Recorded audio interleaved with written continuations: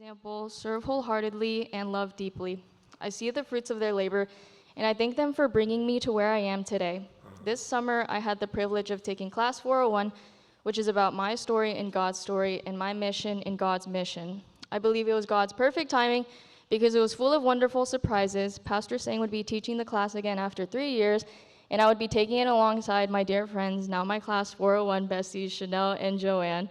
I was excited to have P. Sang as our instructor because I've always enjoyed his visual storytelling style. Avengers Endgame, if you know, you know. Actually, you probably already know. And his childlike faith that fosters his never-ending curiosity.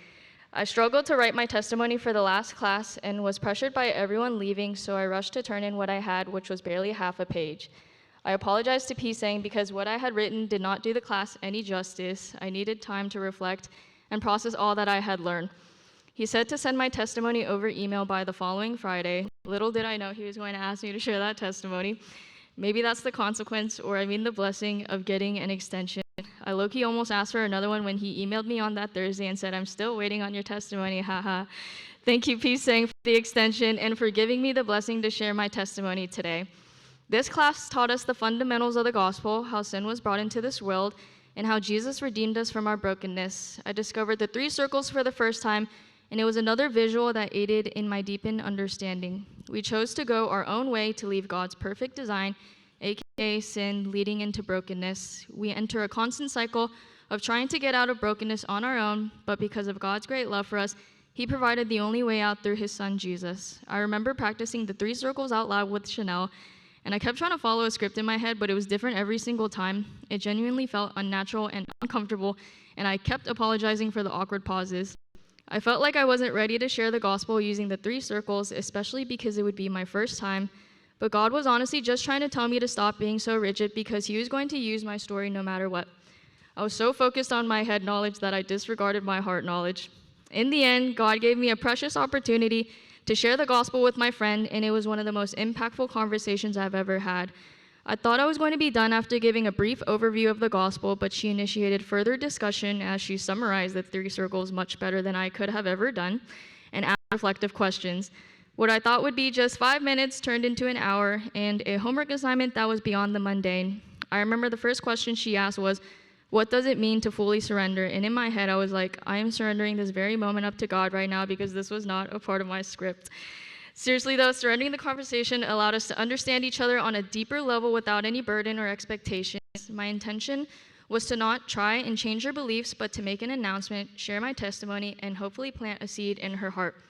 I truly cherish and value this friend, and I am grateful to have been able to have such an open and honest discussion with her, one that I would have never imagined having if it wasn't for this class.